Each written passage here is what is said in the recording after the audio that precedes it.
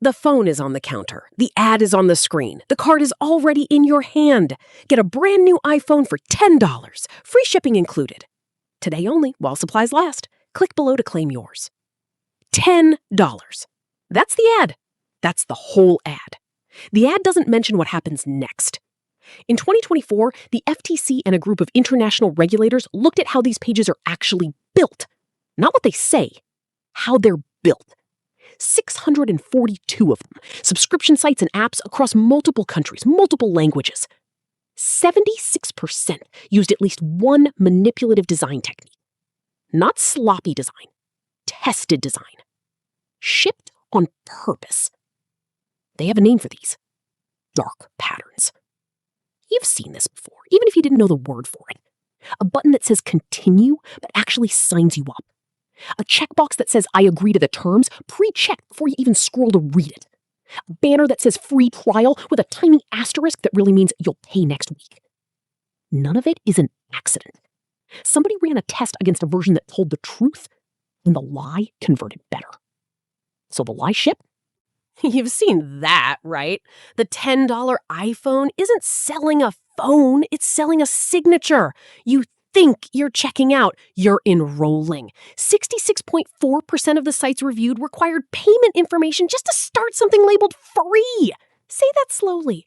Free things that need your card first aren't free. They're loans you didn't agree to take out. And it doesn't stop at the checkout. Almost 40% of the sites used what regulators call false hierarchy. One button lit up bright and obvious. The other one, the cheaper option or the no thanks, rendered in gray text you'd need to be looking for to find. About 1 in 5 used fake urgency. Only 3 left. 12 people are viewing this right now. Numbers with no source, designed to make you decide faster than you decide on your own. There's another one regulators flagged, called confirm shaming. You know it even if you've never heard the term. It's the exit button that isn't just a button, it's an insult. No thanks, I don't want to save money. I'll pass on protecting my family. You didn't just decline an offer, the page made you agree to a small, humiliating sentence about yourself first. That's not a bug in the copywriting, that's the copywriting doing its job. Go back to the ad for a second. Today only, while supplies last. That's the urgency tactic. Click below to claim yours. Bright, obvious, no visible alternative. That's the false hierarchy, just with nothing to compare it against because there's nothing else on the page to look at. The whole ad is built from pieces regulators already have names for. It's not improvising, it's assembling. The fine print itself is almost never about the $10. It's about week 2, a membership. Club, a recurring charge size just under the number where people start checking their bank statements. This is drip pricing's quieter cousin. Instead of adding costs at checkout, they add a second checkout later, one you never see happen. Watch this, because none of this is a fringe move from some sketchy pop-up ad farm. It's the operating model of the biggest subscription business on earth. On September 25th, 2025, Amazon agreed to pay $2.5 billion. Actually, let me say that properly. $2.5 billion to settle a case over how hard it was to cancel Prime. $1 billion of it a civil penalty, the largest the FTC has ever collected for a rule violation. The rest, $1.5 billion, went back to around 35 million people. Average payout up to $51 each. $51 for however many years some of them paid without meaning to. During discovery, internal communications described the unwanted subscription problem as an unspoken cancer. One employee called a colleague the chief dark arts officer. The cancellation flow had a nickname too inside the company, the Iliad flow, named after the length of the poem because getting out was supposed to feel like an epic. Or we'll come back to that. How long would you have to scroll to find the cancel button?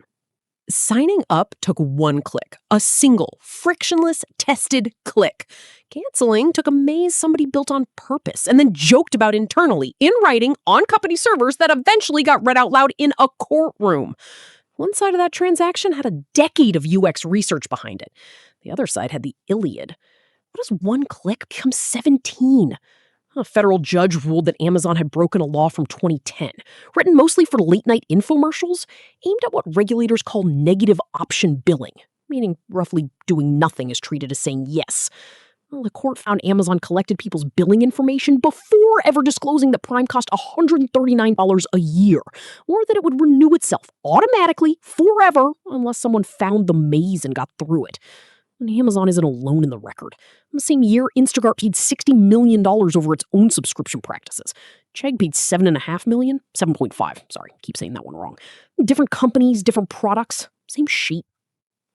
Zoom out from the individual cases, and the pattern gets wider, not narrower. Regulators reviewing the broader industry found that 81% of businesses with auto-renewing subscriptions made it hard to turn auto-renewal off. 70% gave no clear steps to cancel at all.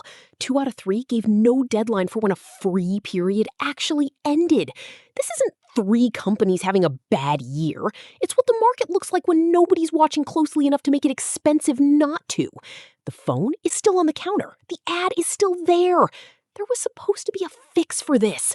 The FTC wrote a rule called click to cancel. The idea being if it takes 1 click to join, it should take 1 click to leave. Simple, symmetrical. It got finalized in 2024. It was struck down in court in July of 2025, not because anyone proved people weren't being trapped, but because a federal court found procedural problems in how the rule itself had been written. The rule is gone. The behavior it was written to stop is not. Which means the correction now isn't a rule anymore. It's litigation. One settlement, once every so often, big enough for headlines, small enough not to touch the shape of the business underneath it. A rule applies before anyone gets hurt. A lawsuit applies after. That's the whole difference between prevention and cleanup. And right now, cleanup is what's left. Somebody still has to notice the pattern, document it, build a case, survive discovery, and get a judge to agree. Company by company, one at a time, while the next version of the same page is already live somewhere else, freshly A/B tested. Pull the frame back further. The global subscription economy was worth something like $492 billion in 2024. Amazon's restitution, the biggest single consumer payout the FTC has ever forced out of anyone over this exact behavior, was $1.5 billion. 0.3% of 1 year of the industry it's supposed to be correcting. The settlement isn't the ending. It's a receipt. Proof it happened. Printed after the money already moved. The $10 iPhone ad is still running somewhere right now under a different name from an account that isn't the one that got reported. The mechanism doesn't need the original ad to survive. It just needs somebody today to see $10 before they see anything else. Your card is already in your hand. What happens in the next 2 seconds? The phone is still on the counter. The card is still in your hand.